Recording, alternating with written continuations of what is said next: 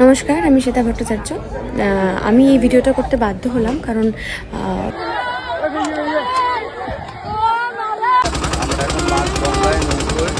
ভিডিওতে দেখতে পাচ্ছেন শুটিংয়ের প্রয়োজনে নৌকায় করে সমুদ্রে ঘুরে বেড়াচ্ছেন চিরদিনই তুমি যে আমার সিনেমা খ্যাত অভিনেতা রাহুল অরুণোদয় বন্দ্যোপাধ্যায়।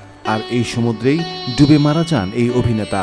শুটিংয়ের সময় এক দুর্ঘটনায় ৪৩ বছর বয়সী অভিনেতার মৃত্যু হয়েছে বলে জানিয়েছে ভারতের সংবাদ মাধ্যমগুলো।